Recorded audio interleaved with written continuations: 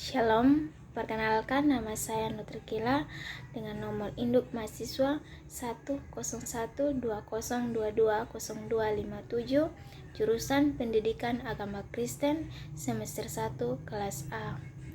Adapun tujuan saya membuat video ini untuk memenuhi UTS dari mata kuliah Sejarah Gereja Umum dengan dosen pengampu Ibu Leriani MMM Manuain MSI.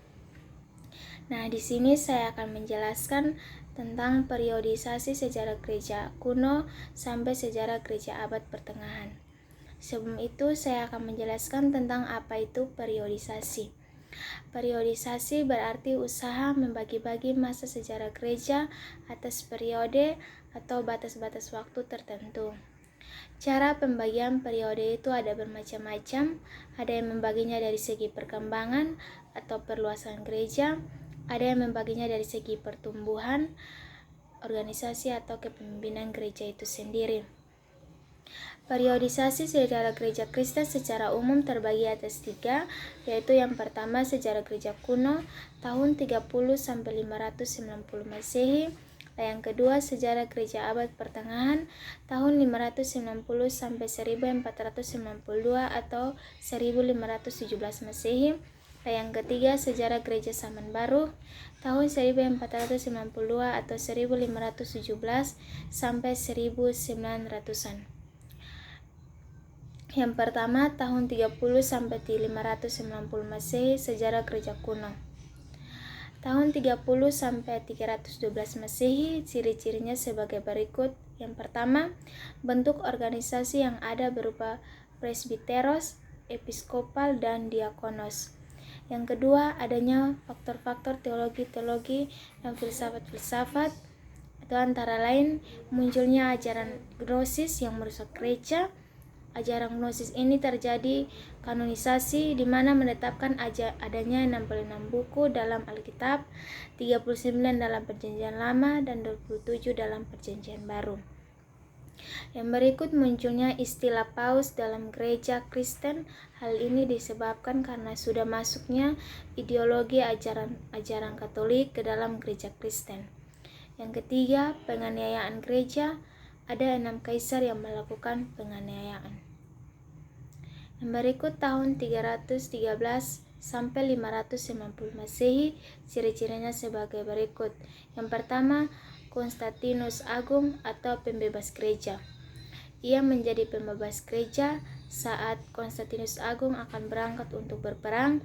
Ia melihat cahaya salib dalam perjalanannya dan terdengar suara yang mengatakan bahwa ia akan menang. Dan ternyata lawannya jatuh ke sungai sehingga Konstantinus Agung memenangkan peperangan tersebut. Konstantinus Agung bertobat tetapi ia belum mau dibaptis dan akan dibaptis ketika ia sudah meninggal. Supaya ketika ia dibaptis saat meninggal, dosanya sudah diampuni, di mana ia tidak dapat melakukan dosa lagi, dan ia diselamatkan. Ia mengeluarkan edikt atau surat perintah ketika ia berada di Milano pada tahun 313 Masehi, yang lazimnya disebut edikt Milano atau edikt pemberhentian penganiayaan gereja. Akhirnya agama Kristen menjadi agama negara. Yang kedua, adanya konsili-konsili. Konsili Nicea pada tahun 325 mengenai Trinitas Allah adalah 3 oknum, Bapa, Anak, dan Roh, yang mempunyai hakikat ilahi yang sama, satu hakikat 3 oknum. Konsili Chalcedon pada tahun 451 mengenai kristologi, di mana membahas mengenai tabiat manusia dan keahlian Yesus. Yang ketiga, berdirinya biara-biara. Biara-biara ini berdiri dikarenakan adanya masalah-masalah yang mengakibatkan dosa, khususnya dosa seksual. Pelapornya adalah yang pertama, Antoni, tinggal di Gua Mesir, dianggap salah satu cara untuk menghindari dosa seksual. Yang kedua, Simon Styles, dengan mendirikan pilar yang tingginya 20 meter dan tinggal di antaranya selama 37 tahun. Yang keempat, pecahnya gereja-gereja barat dan gereja timur. Latar belakangnya yang pertama, karena tidak mungkin satu kaisar memimpin seluruh gereja. Yang kedua, karena faktor bahasa. Gereja Barat bahasa Latin, Gereja Timur bahasa Yunani. Garis pemisah antara timur dan barat adalah Laut Adriatik. Bagian barat beribu kota di Roma, disebut GKR, dipimpin oleh kaisar. Bagian timur beribu kota di Konstantinopel, disebut Gereja Kristen, dan kedepannya menjadi Gereja Yunani Ortodoks, juga dipimpin oleh kaisar. Yang kelima, gereja bagian barat, Gereja Roma Katolik atau disebut dengan GKR. Seiring berjalannya kekristenan, gereja barat tidak lagi dipimpin oleh kaisar, tetapi oleh paus. Berarti, kekaisaran jatuh di gereja barat ini. Hal ini dikarenakan karena paus memiliki hidup yang dianggap lebih kudus daripada kaisar, jadi paus memimpin secara politik dan rohani. Gereja bagian timur dipimpin kaisar, karena gereja yang di wilayah timur sudah dimasuki oleh agama Islam dan berkembang dengan luar biasa. Gereja di wilayah timur berangsur-angsur menjadi masjid, dan pada tahun 1453 yang ada hanya sisa-sisa dari gereja. Gereja yang ada mulai kecil dan menamai menjadi Gereja Yunani Ortodoks. Yang kedua, tahun 590 sampai 1492 atau 1517 Masehi, sejarah gereja abad pertengahan.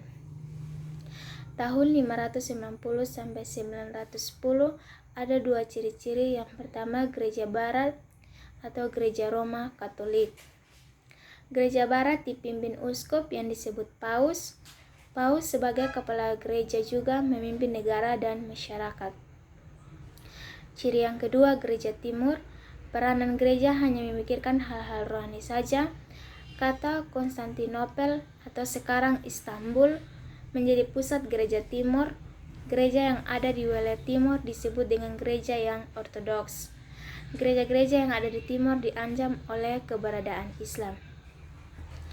Tahun 910 sampai 1300, yang pertama adanya pembaharuan biara di Cluny, Prancis, karena sudah ada hidup duniawi yang masuk ke biara dan berusaha memulihkan cita-cita asli kebiaraan. Yang kedua, teologinya hampir seluruhnya mengikuti teologi Katolik. Itu terdiri atas teologi yang mempertahankan tradisi. Tradisi adalah proses komunikasi iman dari satu angkatan atau generasi ke angkatan yang berikutnya dan diantaranya orang-orang yang sesamanya. Yang berikut munculnya teologi kreatif di biara-biara. Tujuan dari teologi kreatif ini adalah mempertahankan tradisi dengan kata-kata yang baru, yaitu dengan menggunakan bahasa filsafat. Yang ketiga, adanya perkembangan ilmu pengetahuan, yaitu dengan berdirinya 3 universitas terkenal seperti Universitas Oxford dan Cambridge di Inggris dan Bologna di Italia. Yang berikut adanya perang salib sebanyak 7 kali. Yang pertama, perang salib pertama mengalami kekalahan, GKR menguasai Yerusalem. Yang kedua, perang salib kedua mengalami kekalahan tetapi pada akhirnya menguasai kota Yerusalem, atau bukan seluruh Yerusalem, di mana tempat-tempat ziarah tidak dikuasai. Yang ketiga, perang salib ketiga, pasukannya tidak terlatih. Orang Kristen hanya diberikan kebebasan untuk beribadah di Yerusalem, tetapi tidak boleh menguasai tempat-tempat ibadah tersebut, dan juga mengalami kekalahan. Yang keempat, perang salib keempat lebih buruk dari kekalahan karena pemerintah kekristenan meminta pertolongan pada pemerintah Turki, dan pada perang salib keempat ini kerajaan yang berkembang adalah kerajaan Turki. Yang kelima, perang salib kelima dapat menguasai atau memenangkan Yerusalem dari tangan Islam, tetapi setelah 26 tahun berikutnya Yerusalem kembali dikuasai oleh Islam. Yang berikut perang salib ke-6. Pada awalnya sukses, tapi pada akhirnya juga mengalami kekalahan. Yang berikut perang salib ke-7. Pada perang salib ke-7 adalah perang salib tersingkat hanya 2 tahun saja. dan disebut perang salib terakhir, tetapi tidak ada juga data yang mengatakan dapat menguasai Yerusalem. Dampak negatif dari perang salib tersebut adalah adanya pertengkaran antara pemimpin-pemimpin. Pertengkaran terjadi karena mementingkan kepentingannya sendiri dan iri hati, adanya pemahaman yang sempit mengenai Yerusalem. Dan dampak positif terhadap perang salib itu yang pertama, para peziarah mendapat perlindungan meskipun tetap ada sweeping. Pengembangan Islam di Eropa dicegah, Islam dihentikan oleh para pemimpin dan menambah wawasannya para paus. Dan juga melakukan perdagangan ke timur, ke Palestina. Perang salib tidak membuat Yerusalem dapat dikuasai lagi. Yang berikut tahun 1300 sampai 1492 atau 1517. Yang pertama, adanya perpecahan di GKR, di mana kepausan terbagi-bagi menjadi dua, yaitu yang pertama paus yang tinggal di Roma dan yang kedua paus yang tinggal di Prancis. Yang kedua, dampak dari kepemimpinan di atas ada 4 hal, antara lain hidup kegerejaan merosot, para rohaniawan memperkuat kedudukannya, tingkah laku yang merosot, yang dicari oleh para pemimpin adalah kedudukan kuasa dan uang. Yang ketiga, adanya usaha mereformasi gereja. Yang keempat, reformasinya adalah kepausan dipulihkan, yaitu paus kembali tinggal di Roma. Yang kelima, adanya gerakan Renaissance atau Renaissance, pembangunan kembali. Ada 2 hal penting, yaitu yang pertama, gereja disadarkan adanya kesalahan hal rohani. Yang kedua, munculnya gedung-gedung tinggi atau arsitek-arsitek tinggi. Dan yang ketiga, adanya mesin cetak yang ditemukan oleh Gutenberg. Yang berikut, yang ketiga, tahun 1492 sampai 1517 sampai 1900-an, sejarah gereja zaman baru. Pada tahun 1571, Luther diadili di pengadilan tinggi Jerman. Oleh karena itu, gereja menetapkan Luther menganut ajaran sesat. Dalam perjalanan pulang dari pengadilan, Luther ditangkap oleh Elektor Friedrich. Setelah ditangkap oleh Friedrich, Martin Luther ditempatkan di benteng Wartburg selama 1 tahun. Di dalam benteng ini selama 1 tahun, ia tidak tinggal diam, tetapi justru di dalam ini Martin Luther menerjemahkan Alkitab, kebanyakan dari Perjanjian Baru. Martin Luther kembali ke kotanya Wittenberg untuk kembali memimpin reformasi. Pada tahun 1529, ada pertemuan tingkat tinggi, tujuannya mempersatukan kembali gereja Kristen atau Kristen dan Protestan menjadi gereja Katolik Roma. Itu yang pertama. Di dalam pertemuan tersebut tidak didapati kata sepakat dan pemimpin Katolik mengutuk ajaran Protestan. Yang kedua, tahun ini disebut dengan istilah sebagai Protestan. Kontra reformasi.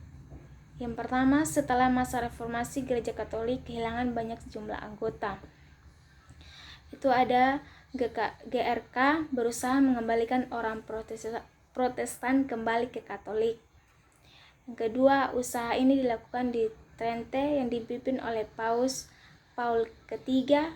Konsili Trente ini dilakukan pada tahun 1545 sampai 1563 dan tidak dapat mempersatukan GKR dan gereja Protestan. GKR memperbaiki kelemahan yang ada di dalam gereja, khususnya doktrin. Kemudian gereja Katolik memperlebar sayapnya ke negara-negara baru, dan ini yang disebut kontrafermen.